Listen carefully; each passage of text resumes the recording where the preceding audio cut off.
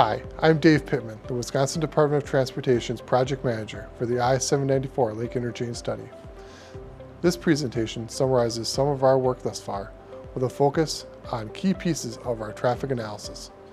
Additional analysis will continue as the study advances into the environmental review phase to support the decision-making process.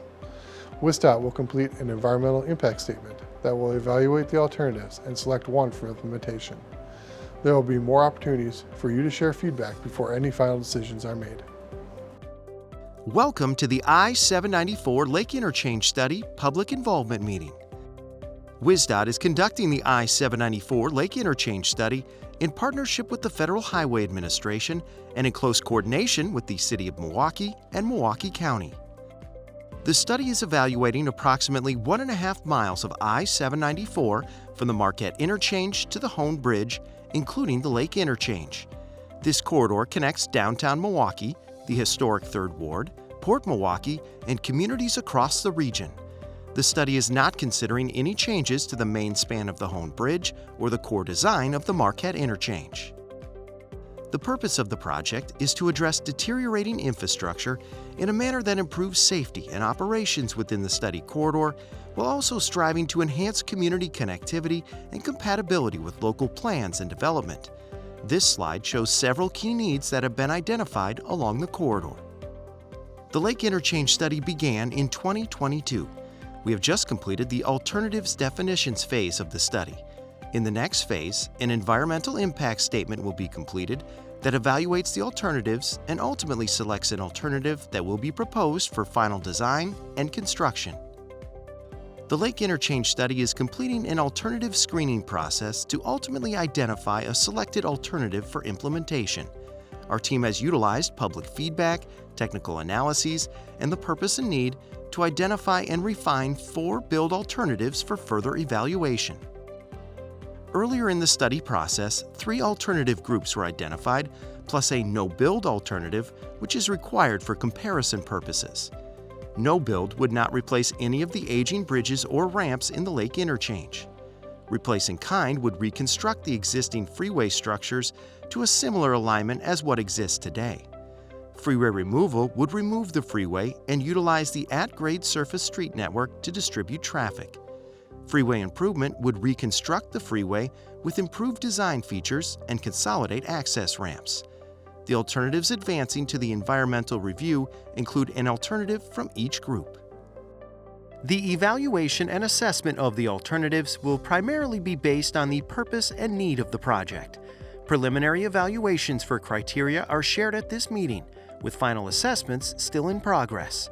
Additional studies will be conducted during the environmental review to continue to evaluate the alternatives and ultimately select an alternative for implementation. Today you can learn about the analyses and findings on topics such as bridge conditions, substandard geometric features, safety conditions, traffic operations, system linkages, bicycle and pedestrian accommodations, and land use and community compatibility. Our next meeting in spring 2026 will include findings related to environmental resources, traffic and safety, land use market analysis, freight, and costs. In late 2026, we will hold a public hearing regarding the preferred alternative before we finalize the environmental document. During this presentation, we explain how the traffic analysis was conducted for each alternative and what we know thus far. You can see the results and more traffic analyses on the exhibit boards at today's meeting. The traffic models depict existing and future 2050 traffic operations associated with typical weekday morning and evening peak periods. The orange shaded area includes roadways and intersections within the physical study limit. The purple shaded area includes roadways influenced by the alternatives. The purple pentagons identify select intersections influenced by the alternatives. These intersections are representative of impacts which extend beyond these locations. Project area intersections were analyzed during the morning and evening peak hours to determine level of service for each turn or through movement at an intersection. Level of service is an industry standard metric used to rate traffic operations based on the average delay experienced per vehicle in seconds. Level of service ratings start at A, which represents the least amount of delay, and go to F, which represents the greatest amount of delay. Level of service was grouped into 3 categories. A green circle indicates acceptable operations are expected for all movements. A yellow diamond indicates up to 2 movements are expected to operate poorly, and a red triangle indicates 3 or more movements are expected to operate poorly. The freeway removal alternative is expected to have the greatest number of intersections with poor operations. The freeway improvement alternative is expected to have a similar number of intersection movements operating at the level of service E or F as the replace-in-kind alternative. Peak hour traffic operations were also analyzed for select intersections within the influence area impacted by one or more alternatives. This data was used as a representative sample to understand impacts outside of our immediate study area. Under the freeway removal alternative, the average delay per vehicle per intersection is expected to increase at least 11 seconds in comparison to replace-in-kind. Additionally, due to traffic diversion, there is a significant increase in degraded intersection movements, which means specific movements, such as a left turn or right turn, are operating at a lower performance level. Overall operations are also expected to perform at a lower level of service due to increased traffic on local facilities. There is little to no change expected under freeway improvement, as access diversion is concentrated to the area in and around downtown and the historic 3rd Ward. The year 2050 traffic analysis completed thus far included an evaluation of the lift bridges within the study area, including Clybourne Street. During the weekday PM peak hours of the summer of 2022, the Clybourne Street lift bridge opened at least once per hour more than half the time and opened twice per hour more than a quarter of the time. The graphs compare study area network delay for each alternative with 2 lift bridge scenarios, 1 and 2 openings per hour. The freeway removal alternative is expected to experience 5 to 8 times as much delay with 1 and 2 lift bridge openings per hour respectively than the replace-in-kind alternative. The amount of delay also suggests impacts would occur within both downtown and the historic 3rd Ward, as well as congestion extending into the 7 p.m. hour at a minimum.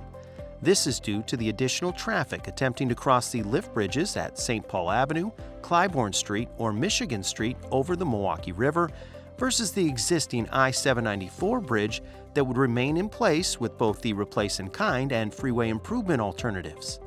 Delay and congestion due to lift bridges is expected to be slightly greater under freeway improvement than replace-in-kind due to access diversion. Modeled travel speeds during the design year morning and evening peak periods were projected for each alternative within the study influence area. Speeds are displayed on the color scale from green, indicating free flow and uncongested conditions, to red, which represents heavy congestion and queued conditions. The figures are oriented from north to south, with key roadways identified to provide a frame of reference. Identify the travel direction using the arrow in the middle of the slide and the time periods listed below each figure. As an example, this slide shows travel speeds on I-4394 southbound during the morning peak period. The increased width of the yellow, orange, and red areas under the freeway removal heading indicates that there is 2 additional hours of congestion in comparison to replace-in-kind and freeway improvement. Additionally, the limits of congestion are greater as a congested area extends past the north end of the map, which represents Locust Street. You can see the modeled speeds for other directions and peak periods on the exhibit boards at today's meeting. In general, freeway removal is projected to have more congestion on I-4394 during weekday peak periods. Vehicle hours traveled, or VHT, is a metric used to quantify the total amount of time that motorists will spend traveling within a network. VHT was quantified for 2050 typical weekday AM and PM peak periods for each alternative within the purple and orange shaded areas highlighted in the figure. Total VHT for the freeway removal alternative is about 58% greater than either the replace-in-kind or freeway improvement alternatives, which reflects the additional congestion expected on I-4394 and increased travel times within the study area due to traffic diversion. The study team also estimated travel times between select points for the 2050 morning and evening peak periods. There are directional pink and teal routes for each slide. The pink route corresponds to the morning peak period and the teal route to the evening peak period. To find the estimated travel time, identify the route and direction of interest, and then find the corresponding box. The baseline travel times correspond to the replace-in-kind alternative shown at the top row of each table. The hourly travel time difference for the freeway removal and freeway improvement alternatives in comparison to replace-in-kind are shown in the bottom two rows of each table. The estimated travel time for the route involves the addition of the replace-in-kind row and the corresponding build alternative row.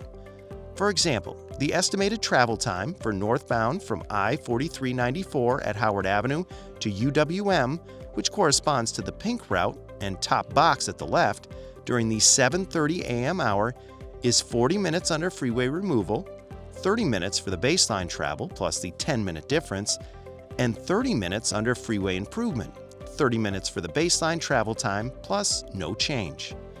You can see the estimated travel times for other select routes on the exhibit boards at today's meeting.